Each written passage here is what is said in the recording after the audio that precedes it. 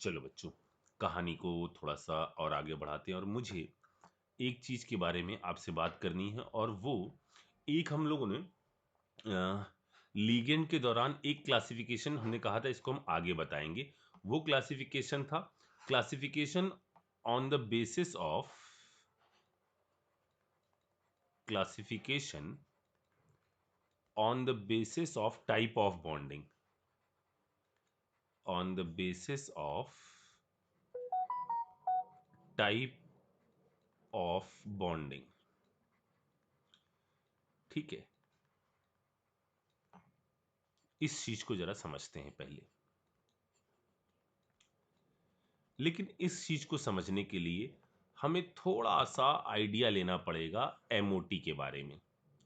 ठीक है, एमओटी के बारे में, मॉलिक्यूलर ऑर्बिटल थ्योरी के बारे में थोड़ा सा आइडिया लेना पड़ेगा। आपने वो पढ़ा भी है, अभी रिवाइज भी किया था।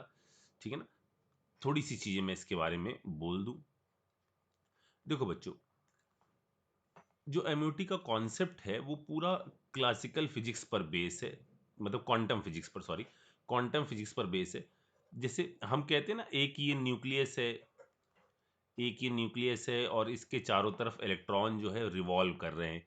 तो इलेक्ट्रॉन वास्तव में यहाँ पर है, फिर वो गायब हो गया, फिर यहाँ पर आ गया, फिर गायब हो गया, यहाँ पर आ गया, इधर आ गया। तो जो क्वांटम फिजिक्स है वो ये कहती है कि जब ये यहाँ से गायब होता है ना, इलेक्ट्रॉन जब यहाँ से गायब होता है तो एक पैरेलल वर्ल्ड में चला जाता है, और उस पैरेलल वर्ल्ड में वो समय गुजारता है, फिर वो यहाँ आ जाता है। ठीक है ना, ये बड़ी इंटरेस्टिंग कहानी है, आप शायद कॉलेज में जाके पढ़ोगे। ये जो क्वांटम फिजिक्स कहानी है कि कई सारे जो पैरेलल वर्ल्ड एग्जिस्ट करते हैं, पैरेलल यूनिवर्स, जहाँ पर सारी पॉसिबल घटनाएं हो रही हैं। आप यहाँ पर मान लीजिए एक स्टूडेंट हो, वहाँ आप इंजीनियर बन चुके हो, अगली जगह आप बूढ़े हो चुके हो, इस टाइप की कुछ ये थ्योरी है, बड़ी इंटरेस्टिंग है और बड़ा अच्छी है। ठीक है, तो यही कहानी को लेकर एमओटी में आगे एक्सटेंड किया जाता है। और क्या कहा जाता है कि जैसे दो एटॉमिक ऑर्बिटल आप कंबाइन करते हो, ठीक है, दो एटॉमिक ऑर्बिटल कंबाइन करते हो, तो एक तो वो जगह होती है जहां आपको इलेक्ट्रॉन वास्तव में दिखता है मैक्सिमम टाइम पर, लेकिन इसका एक पैरेलल वर्ल्ड भी होता है जिसकी एनर्जी रिलेटिवली ज़्यादा होती है, क्योंकि जब इलेक्ट्रॉन यहाँ से गायब होता है तो न्यूक्लियस के बीच का फोर्स जो है वो थोड़ा बढ़ जाता है। तो नेट में जो ऊपर वाला है, जो इसका पैरेलल वर्ल्ड है, जिसको हमने एक नाम दिया है, इसको हमने कहा है बीएमओ, बॉन्डिंग मॉलिक्यूलर ऑर्बिटल, और इसको हमने कहा है ABMO, anti bonding molecular orbital. ठीक है, और इसका एक नाम, जैसे यहाँ पर एस में इलेक्ट्रॉन है, ये एस ऑर्बिटल है, एस ऑर्बिटल है, तो इसको हम कह देते हैं सिग्मा। मान लीजिए 1 है तो सिग्मा 1s, और इसके पैरेलल वर्ड को कह देते हैं सिग्मा 1s स्टार। ठीक है, और किसी भी इलेक्ट्रॉन की एटम के अंदर, जब एटम कंबाइन हो रहा है, मॉलिक्यूल बन रहा है, तो उसके अंदर कहाँ कहाँ वो अरेंज हो रहा है, यहाँ पर है, इसके पैरेलल वर्ड में है। जहाँ यहाँ पर पैरेलल वर्ड क्या है, यहाँ पैरेलल वर्ड कुछ ऐसा है कि ये बनाया और इसका पैरेलल वर्ड क्या है, ये है, यहां पर नहीं है तो ऊपर है। ठीक है, तो यदि इन सारी कॉम्बिनेशन को, जिनसे ये बन रहा है, इसका पैरेलल वर्ड बन रहा है, यदि हम कंबाइन करें तो इसका एक एनर्जी प्रोफाइल हमारे सामने आता है। वो एनर्जी प्रोफाइल कुछ ऐसा आता है, जैसे हम एक सिंपल सी बात करें, हमने कहा एक पूरा एक डायग्राम बना लेते हैं। यदि 1s कंबाइन होंगे तो किस टाइप के सिचुएशन हमारे सामने आएगी, 2s कंबाइन होंगे तो क्या सिचुएशन आएगी, 2p कंबाइन होंगे तो क्या सिचुएशन आएगी, इस तरह से। ठीक है, यहां पर ये s वाला है, मान लेते हैं 1s है, ये 1s है, ये 2s है, ये भी 2s है, ये आपका 2p वाले हैं, ये भी 2p वाले हैं। ठीक है, ये कंबाइन हुए, एक ये बन गया, एक सब जगह कॉम्बिनेशन में पैरेलल वर्ड बनाते चलो, ये ऐसे। इसको ज्यादा ऊपर नहीं दिखाया है क्योंकि हमें कई सारे बनाने हैं। इसको ऐसा रखो, इसको ऐसा रखो, इसको इधर रखो। ठीक है, इसी तरह से इसको नीचे ले आओ, यहाँ px है, px है, ये कंबाइन हुए तो सिग्मा 2px बन गया।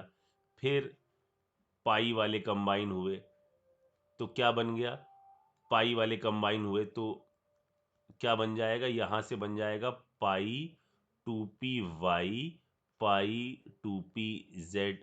और ऊपर आप क्या बना देते हो, आप इनका पैरेलल वर्ड बना रहे हो, यहां पर स्टार वाले और यहां पर ये वाला, ऐसे। ये है आपका सिग्मा 2px, इसको हम ऐसे लिख देते हैं यहां पर। ये हमारा है सिग्मा 2px वाला, ये तो मैंने बता दिए पाई। ये है क्या, पाई 2py स्टार पाई 2pz स्टार। और ये है आपका सिग्मा 2px स्टार। ठीक है बच्चों, ये जो हम थ्योरी या जो कॉन्सेप्ट पढ़ रहे हैं, अभी इसमें बहुत सारी चीज़ें रिसर्च के लिए बाकी हैं, क्योंकि हमारे पास ये एमओ बहुत ज़्यादा बड़े मॉलिक्यूल्स के लिए नहीं है, डाई एटॉमिक के लिए हम लोग पढ़ रहे हैं। तो यहाँ पर एक बात आप समझिएगा, जैसे हमने बात करी बोरॉन, कार्बन और नाइट्रोजन, ऑक्सीजन, फ्लोरीन, इनके बारे में। ठीक है, तो होता क्या है, यदि हम इसके आगे रहते हैं, इसके आगे, यहां से आगे, तो क्या होता है कि ये जो न्यूक्लियस है, इसके चारों तरफ खूब सारे इलेक्ट्रॉन हैं। और इलेक्ट्रॉन किन में है, इन्हीं में ही है। खूब सारे इलेक्ट्रॉन है तो इन सब में आपस में, इधर भी इलेक्ट्रॉन है, इधर भी इलेक्ट्रॉन है, इधर भी इलेक्ट्रॉन है, तो इनमें आपस में रिपल्शन लगता रहता है, जिससे इनका एनर्जी गैप जो है अच्छा खासा रहता है। तो इसकी मिक्सिंग इसके साथ होती है, इसकी मिक्सिंग इसके साथ होती है, इसकी मिक्सिंग इसके साथ होती है। और इससे ज्यादा वाले केस में आपका जो ऑर्डर आता है, वो ऑर्डर जो है बिल्कुल ऐसा ही चलता है, sigma 1s, sigma 1s star, energy के इंक्रीजिंग ऑर्डर में sigma 2s, sigma 2s star. ठीक है, फिर क्या आ गया, इसके बाद आ गया सिग्मा 1s, ये वाला, फिर क्या आ गया सिग्मा 2px, फिर आ गया पाई 2py पाई 2pz, फिर आ गया आपका क्या, पाई 2py स्टार पाई 2pz स्टार, और उसके बाद सिग्मा 2px स्टार। ये आ गया यहां से यहां पर। ठीक है, बट इससे पहले, यहां से पहले, नाइट्रोजन से पहले, इनमें इलेक्ट्रॉन्स इतने ज्यादा नहीं हैं। इसमें इलेक्ट्रॉन, इनमें तो खूब सारे इलेक्ट्रॉन हैं, तो इलेक्ट्रॉनिक रिपल्शन जो है वो काफी बढ़ा रहता है। इलेक्ट्रॉन ज्यादा होने के कारण यहां पर इलेक्ट्रॉनिक रिपल्शंस जो है काफी बढ़े रहते हैं। लेकिन यहां पर इलेक्ट्रॉनिक रिपल्शंस उतने नहीं रहते, क्योंकि यहां पी वाले में कितने हैं, 3। इधर वाले में क्या हुआ, और कम हुए। इधर वाले में क्या हुआ, और कम हुए इलेक्ट्रॉन, इसमें तो है ही नहीं। जब ये और कम हुए ना, तो न्यूक्लियस इसके नीचे यहां पर क्या है, इस जगह पर, एक सेकंड, अरे यार, यहां क्या है, न्यूक्लियस। अगर बाहर इलेक्ट्रॉन कम हुए तो न्यूक्लियस की पावर जो है वो कैसी रहती है, ज्यादा, तो ये इनको घसीट लेता है। और तब ऐसा होता है कि इनमें होने लगती है क्या, sp मिक्सिंग, मतलब ये वाला इसके साथ भी मिक्स कर सकता है, ये वाला इसके साथ भी मिक्स कर सकता है। और sp मिक्सिंग होने के कारण, sp मिक्सिंग होने के कारण आपका एक लफड़ा हो जाता है। और क्या लफड़ा हो जाता है, वो लफड़ा ये हो जाता है कि इसके अंदर एक एक्सचेंज करना पड़ता है, पूरी एनर्जी प्रोफाइल में एक एक्सचेंज होता है। और वो क्या होता है, इधर से इधर, ये चीज इधर चली आती है। समझ में आ रही मेरी बात। तो यदि आपसे किसी प्रॉब्लम में ये कह दिया जाए कि नो sp मिक्सिंग, किसी प्रॉब्लम में ये वर्ड बोल दिया जाए कि sp मिक्सिंग नहीं हो रही है, तो आप हमेशा इसको फिल करोगे, इस वाले को, और यदि कहीं पर sp मिक्सिंग हो रही है, जैसे यहां पर sp मिक्सिंग होती है, तो यदि sp मिक्सिंग हो रही है तो आप यहां पर एक चेंज कर देते हो। क्यों हो रही है sp मिक्सिंग, समझ में आया? इलेक्ट्रॉन्स कम है, घसीट लेता है, तो यहां मिक्सिंग हो जाती है और इससे एक इंटरचेंज हो जाता है।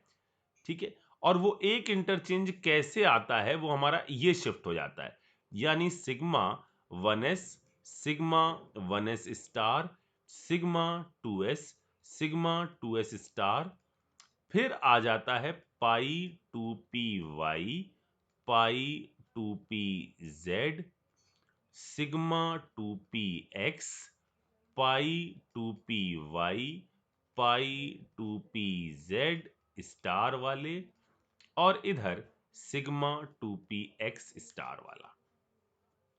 ठीक है, यहां यदि डाई एटॉमिक होगा मॉलिक्यूल तो कितने इलेक्ट्रॉन होंगे? 14। ठीक है, इसीलिए कहा जाता है कि 14 या 14 से कम में, 14 या 14 से कम में, ये बात मैं मॉलिक्यूल के बारे में कह रहा हूं, यदि मॉलिक्यूल के अंदर Q2, मान लो ये मॉलिक्यूल है, यदि Q2 मॉलिक्यूल के अंदर 14 या 14 से कम इलेक्ट्रॉन हुए तो आप यहां भरते हो। अब Q2 -2 हुआ तो भी आपको भरना कहां पर है? इधर ही भरना है, तभी तो इन्होंने इतना लंबा बनाया, वरना 14 तो यहीं खत्म हो रहा है, 2 2 4 2 6 2 8 2 10 2 12 14। यहां बनाने का मतलब क्या है कि माइनस वाला इधर ही में जाएगा। बात आ रही समझ में? और यदि 14 से ज्यादा है मॉलिक्यूल के अंदर तो आप ऊपर वाले में फिल करोगे। ठीक है, तो यहां जो बात है ना, जो आजकल फैशन चल रहा है, वो ये शब्द बोलने का चल रहा है, क्या? sp mixing. तो समझ में आ गया कि यदि बोल दिया जाए sp मिक्सिंग नहीं है तो यहां भरना है, और यदि sp मिक्सिंग है तो यहां भरना है। इतनी चीज समझ में आ गई? अच्छा, अब मुझे इसके अंदर एक नोट लिखना है, हालांकि नोट आपने पहले पढ़ा होगा। नोट ये है कि यदि आप कहीं पर भी बॉन्ड ऑर्डर निकालो, ठीक है, तो बॉन्ड एनर्जी जो है वो क्या है? Is directly proportional to bond order. जितना बॉन्ड ऑर्डर ज्यादा होगा उतनी बॉन्ड एनर्जी, यानी बॉन्ड को ब्रेक करने की एनर्जी ज्यादा होगी। And for same bond order, for same bond order,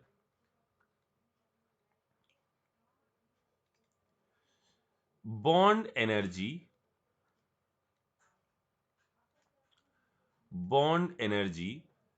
is directly proportional to 1 upon number of electron in anti bonding. ये आपने पढ़ा होगा, ठीक है।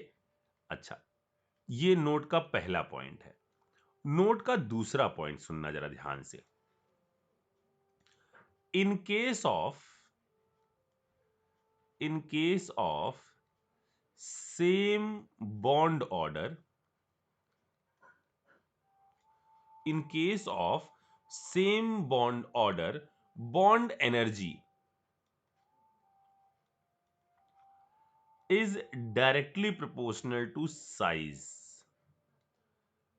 नहीं, डायरेक्टली प्रोपोर्शनल होगा, बॉन्ड जितना साइज छोटा, बॉन्ड लेंथ कर लेते, बॉन्ड एनर्जी नहीं, एनर्जी तो ऊपर वाले तरीके से निकलती, सॉरी सॉरी सॉरी। अगर किसी ने बॉन्ड लेंथ पूछ दिया हो तो ये वाला कॉन्सेप्ट मत लगाना वहां पर। अगर बॉन्ड ऑर्डर सेम है तो bond length is directly proportional to size. जितना साइज बड़ा होगा उतनी बॉन्ड लेंथ कैसी होगी? ज्यादा होगी। एक एग्जांपल करते हैं, जैसे हमें मान लो एक मॉलिक्यूल दिया है B2 और दूसरा मॉलिक्यूल दिया है F2। ठीक है, B2 कहां पर आ रहा है? इससे पहले आ रहा है, sp मिक्सिंग होगी, मतलब ये वाला होगा, ये वाला होगा, तो इससे पहले ये वाला होगा, तो इसका मतलब 2 2 4 2 6 2 8 एक 9, एक 10, ऐसा आएगा। 2 2 4 2 6 2 8, एक 9, एक 10, इस टाइप से आएगा। अच्छा, अब यदि हम बॉन्ड ऑर्डर निकालें तो कितना हो जाएगा? 2 2 4, एक 5, एक 6, 6 और 4 क्या हो गया? 6 में से 4 गए, यानी इसका बीओ कितना आ जाएगा? इसका बॉन्ड ऑर्डर आ जाएगा 1। ठीक है, और इसका पाई बॉन्ड ऑर्डर, जैसे बॉन्ड ऑर्डर होता है ना, वैसे ही एक टर्म होता है पाई बॉन्ड ऑर्डर। पहले बोला था मैंने शायद, ये पाई बॉन्ड ऑर्डर होता है कितने नंबर ऑफ पाई बॉन्ड है। पाई बॉन्ड ऑर्डर होता है कितने नंबर ऑफ पाई बॉन्ड है। तो पाई बॉन्ड ऑर्डर होता है वैसे ही number of electron in bonding, लेकिन पाई वाले में 1 1 2, पाई में स्टार में कोई नहीं है, यानी इस B2 मॉलिक्यूल में जो एक बॉन्ड है वो एक जो है वो पाई बॉन्ड है। ठीक है, सिमिलरली जरा आप C2 के अंदर निकालिएगा, और C2 के अंदर बॉन्ड ऑर्डर जो है वो आना चाहिए 2, और ये होना चाहिए कौन सा? Pi bond order. चेक करो जरा सा, यही आ रहा है। अच्छा, इसके अंदर जब आप निकालोगे बॉन्ड ऑर्डर तो वो आएगा कितना? 1। दोनों के केस में पता ही है यार, 1 आता है। ठीक है, अब दोनों में आपसे पूछ लिया जाए बॉन्ड लेंथ, तो लेंथ में कभी इधर मत जाना। लेंथ किसकी? इसका साइज छोटा है, यानी बॉन्ड लेंथ जो है वो फ्लोरीन की बॉन्ड लेंथ जो है वो ब्रोमीन से कैसी होगी? छोटी होगी। इतनी बात समझ में आ गई? फ्लोरीन की बॉन्ड लेंथ जो है वो ब्रोमीन से छोटी होगी। तो एक चीज जो है वो ये आप अपने दिमाग में रख लीजिएगा। अच्छा, अब इसमें मुझे एक चीज और आपको बात करनी है आपसे, और इतना करने के बाद एक चीज अच्छा और देख लो। अगर कभी ये कहा जाए कि भाई इनमें जैसे कोई ऑर्बिटल दे दिया जाए, नोट करके एक पॉइंट और मैं यहां लिख रहा हूं, 1 2 नोट का तीसरा पॉइंट। यदि आपको बात करी जाए कहीं पर भी इस टर्म के बारे में, किस टर्म के बारे में? ग्रेडेड, जिरेड, सॉरी ग्रेडेड नहीं, जिरेड मॉलिक्यूलर ऑर्बिटल, हालांकि इतना इंपॉर्टेंट नहीं है, जिरेड एमओ और अनजिरेड एमओ।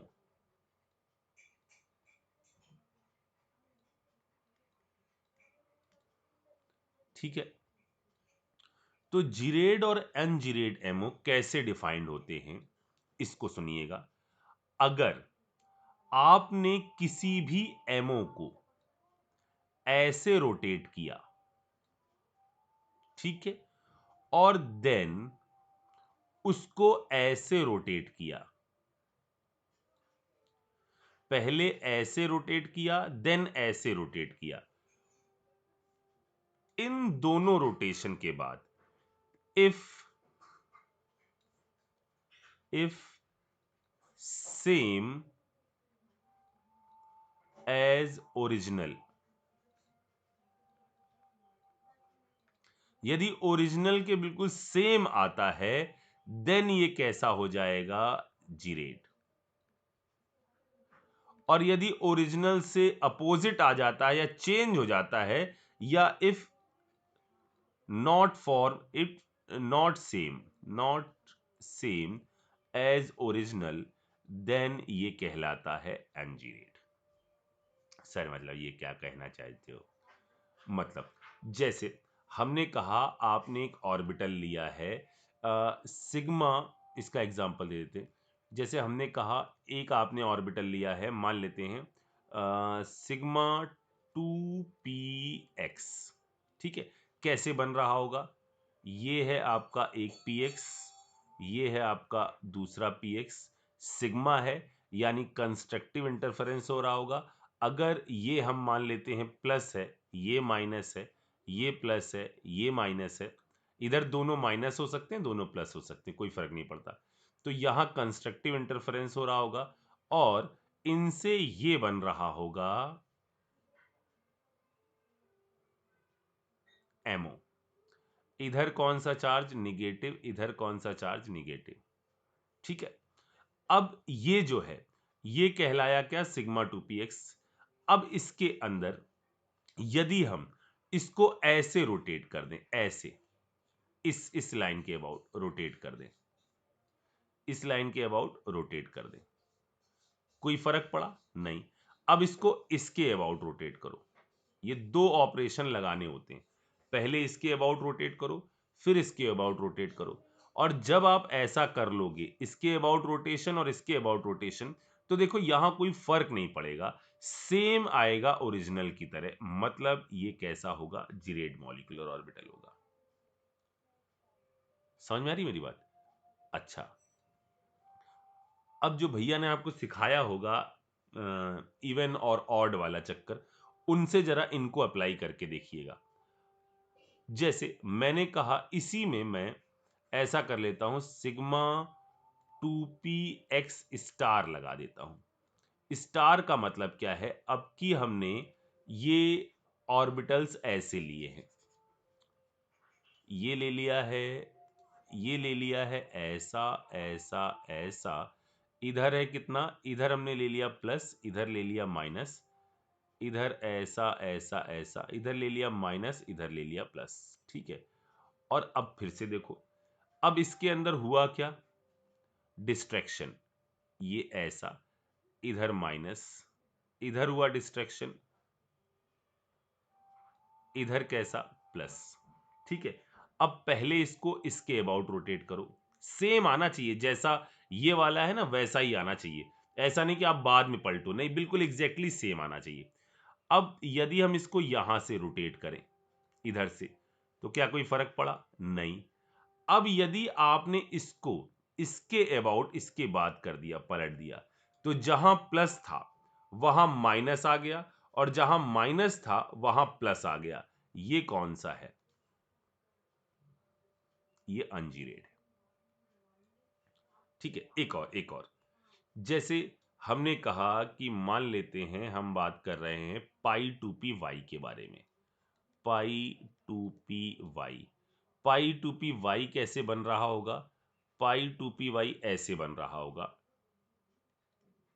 इधर ये आपका plus minus plus minus combine कर दो। ठीक है, नोडल प्लेन आपको पता है क्या होते हैं, ऐसे प्लेन जो इंटर न्यूक्लियर एक्सिस को मिलाने वाली लाइन के मिड पॉइंट से पास होते हैं। जैसे ये है इंटर न्यूक्लियर एक्सिस, इसका मिड पॉइंट ये है, यहां इलेक्ट्रॉनिक डेंसिटी नहीं, यहां इलेक्ट्रॉनिक डेंसिटी जीरो हो रही, तो यहां पर कोई नोडल प्लेन नहीं। ये से इंटर न्यूक्लियर एक्सिस है, और इसके मिड पॉइंट पर जब इलेक्ट्रॉनिक डेंसिटी जीरो होती है तो वो कहलाता है क्या, नोडल प्लेन। तो यहां पर ये है आपका क्या, नोडल प्लेन। ओके, इधर बात कर लेते हैं, इन दोनों को कंबाइन किया, क्या बन गया, ऊपर आ गया ये पॉजिटिव, नीचे आ गया ये निगेटिव। ठीक है, अब एक काम करो, इसको यहां से पलटो पहले, ऐसे इसके अबाउट क्या हो गया, निगेटिव पॉजिटिव। अब इसको क्या करो, इसके अबाउट पलटो, यहीं पर ही इसके अबाउट पलटो, क्या कोई फर्क पड़ेगा, नहीं, निगेटिव का निगेटिव ही रहेगा। यानी ये कैसे हो गए, ठीक है, ये कैसे हो गए, अनजीरेड ऑर्बिटल्स। ठीक, तो ये जो डिफाइंड हो रहे हैं ना, वास्तव में इस बेस पर डिफाइंड होते हैं, तो इसको अच्छी तरह से ध्यान रखिएगा। जैसे एक और कर लेते हैं, पाई 2p वाई स्टार। ठीक है, पाई 2p वाई स्टार क्या हो जाएगा, यदि हम यहां बात करें तो इसी में ही डिस्ट्रैक्शन करवा लेते हैं, ये ऐसा ये ऐसा, इधर ये ऐसा, इधर मैं कर देता हूं प्लस, यहां मैं कर देता हूं माइनस, यहां मैं कर देता हूं माइनस, यहां कर देता हूं प्लस, और इनको कंबाइन करते हैं। इनको कंबाइन करने से क्या बन जाता था, इधर आ गया ये ऐसा प्लस वाला, ठीक है, बीच में तो इलेक्ट्रॉनिक डेंसिटी कैसी हो गई, जीरो, तो ये ऐसा आ गया। ठीक है, ऐसा, ऐसा, ऐसा, ऐसा, इधर प्लस, इधर माइनस, इधर माइनस, इधर प्लस। ठीक, चलो पहले रोटेट करो ऐसे। ठीक है, तो ऐसे रोटेट करने से क्या हो गया, यहां आ गया माइनस, यहां आ गया प्लस, यहां आ गया प्लस, यहां आ गया माइनस। अब इसको ऐसे रोटेट कर दो, ऐसे रोटेट कर दो, यहां आ गया प्लस, यहां आ गया माइनस, यहां आ गया माइनस, यहां आ गया प्लस। ये और ये कैसे हैं, सेम है, यानी ये क्या हो गया, समझ में आ रही मेरी बात। तो इस तरह से ये डिफाइंड होता है। अच्छा, अब मैं थोड़ा सा इसमें और आगे बढ़ता हूं और मैं आपसे एक बात और पूछता हूं। बात करते हैं एक एग्जाम्पल के बारे में। ये एग्जाम्पल है बॉन्ड ऑर्डर, पेन बदल लूं, bond order of carbon monoxide, bond order of CO, carbon monoxide. ठीक है, तो कार्बन मोनोऑक्साइड का बॉन्ड ऑर्डर निकालते हैं। तो कितने इलेक्ट्रॉन हैं, चेक करो। इलेक्ट्रॉन है आपके ऑक्सीजन 14 इलेक्ट्रॉन है। ठीक है, 14 या 14 से कम वाले में फिलिंग कैसे होती थी, बीच वाले में, यानी sp मिक्सिंग होने लग जाती थी, ये आता था। ठीक है, तो फिलिंग कर लेते हैं।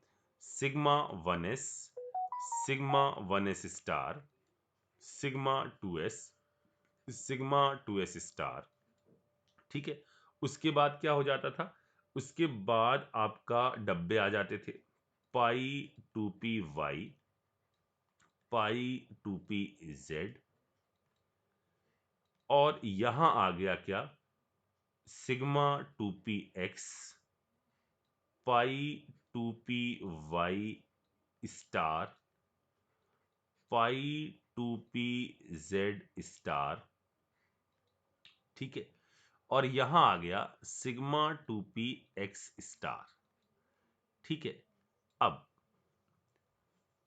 यहां हमने इसका बॉन्ड ऑर्डर निकाला, तो बॉन्ड ऑर्डर जो CO का आया, वो बॉन्ड ऑर्डर आया कितना, 3। निकालो, 3 आएगा ना, यहां तक की फीलिंग होगी, 2 2 4 2 6 2 8 2 10 2 12 2 14। ठीक है, नंबर ऑफ बॉन्डिंग 2 2 4 2 6 2 8 2 10 और -6, यानी कितना आ गया, इतना आ गया। अब देखा क्या गया, जब हमने बॉन्ड लेंथ कंपेयर करी कार्बन मोनोऑक्साइड में और कार्बन मोनोऑक्साइड पॉजिटिव में। ठीक है, तो हमने एक खास बात ऑब्जर्व करी, और वो ये ऑब्जर्व करी कि कार्बन मोनोऑक्साइड की जो बॉन्ड लेंथ आई, वो आपकी कार्बन मोनोऑक्साइड पॉजिटिव की जो बॉन्ड लेंथ आती है, वो कार्बन मोनोऑक्साइड की तुलना में कैसी आती है, छोटी आती है। जबकि यदि यहां से हम बात कर रहे हैं, तो इसका बॉन्ड ऑर्डर तो कितना आ गया, 3, और CO पॉजिटिव का बॉन्ड ऑर्डर कितना आ जाएगा, CO पॉजिटिव का बॉन्ड ऑर्डर कितना आ जाएगा, तो एक इलेक्ट्रॉन जब भी हटता है तो बॉन्ड ऑर्डर में 0.5 का चेंज आता है, तो 2.5, जब एक बढ़ता है तो भी 0.5 का चेंज आता है। ये हो गया कितना, 2.5। यानी इसके हिसाब से तो बॉन्ड लेंथ बढ़नी चाहिए, लेकिन एक्सपेरिमेंट्स क्या बता रहे हैं, एक्सपेरिमेंट ये बता रहे हैं कि वास्तव में कार्बन मोनोऑक्साइड की बॉन्ड लेंथ तो छोटी होती है। अब यदि कार्बन मोनोऑक्साइड की बॉन्ड लेंथ छोटी होती है, तो यहां पर ऐसा क्या हो रहा है कि बॉन्ड लेंथ छोटी हो जाती है, तो कहा यह गया कि होता क्या है, यहां पर इसका MO ये जो बना है ना, वो सही नहीं है। सिर्फ इस एक्सपेरिमेंटल रिजल्ट को सेटिस्फाई करने के लिए कहा जाता है कि CO के अंदर ये और ये इंटरचेंज रहते हैं, यानी 1s स्टार, 2s स्टार, ये सिर्फ हमारी सोच है। सच्चाई जो आई वो ये आई। यहां आ गया 2px, ठीक है, पाई 2py, पाई 2pz, सिग्मा 2ps स्टार, पाई 2py स्टार, पाई 2pz star, sigma 2px star. ठीक, अब जरा CO का पहले बॉन्ड ऑर्डर निकालो, जो अब ये है इसका सही MO। ठीक है, तो अब CO का जो बॉन्ड ऑर्डर निकालोगे वो 2 2 4 2 6 2 8 2 10 2 12 2 14। तो CO का जो बॉन्ड ऑर्डर आ रहा है, बॉन्ड ऑर्डर ऑफ CO, ये कितना आ रहा है? ये तो आ रहा है 3। अब CO पॉजिटिव का बॉन्ड ऑर्डर निकालो। तो एक इलेक्ट्रॉन निकालना है, कहां से? यहां से। ठीक है, अब कितना हो जाएगा? जब भी एक इलेक्ट्रॉन इंसर्ट करता है तो क्या होता है? जैसे यहां हमने कहा एक इलेक्ट्रॉन निकाला गया नॉर्मल से, ये हो गया। अब यहां देखो क्या हो रहा है, एंटी बॉन्डिंग से निकल रहा है। टोटल नंबर ऑफ इलेक्ट्रॉन 2 2 4 2 6 2 8 2 10, 10 आ गए इसमें, माइनस 2 1 3 डिवाइड बाई 2, यानी इसका बॉन्ड ऑर्डर आ रहा है 3.5। अब यहां मजे की कुछ बातें सुनिए। ऑब्जेक्टिव क्वेश्चंस ऐसे आता है, पहले तो इसकी बॉन्ड लेंथ के बारे में डायरेक्ट पूछा जाएगा आपसे, या कभी कभार किन्हीं दो एटम के बीच में 3 से ज्यादा बॉन्ड मौजूद हो सकते हैं, तो बिल्कुल मौजूद हो सकते हैं। ठीक है ना, तो ये चीज आप एक दिमाग में रखिएगा। अच्छा, अब मैं यहां पर आपको एक फिर से एक बात बताऊं। देखो बच्चों, यहां तक इलेक्ट्रॉन मौजूद हैं, ये सब ऑर्बिटल जो हैं इसके खाली हैं, ये सारे ऑर्बिटल जो हैं इसके खाली हैं। अगर ये चाहे तो अपने इस एंटी बॉन्डिंग मॉलिक्यूलर ऑर्बिटल में, ये जो इनके एंटी बॉन्डिंग मॉलिक्यूलर ऑर्बिटल हैं, इनके अंदर वो इलेक्ट्रॉन्स ले सकता है। अब मैं आपको ले चलता हूं उस वाली बात पर जो मैंने आपसे कही थी। यहां पर अब क्लासिफिकेशन करते हैं। पहले मुझे इतना बेसिक थोड़ा सा आपको बताना था, लेकिन इतने से ही मुझे संतोष नहीं होगा, आप थोड़ा सा इसके सवाल भी लगाएंगे। ये लीजिए, नोट करिए और इसको लगाइएगा।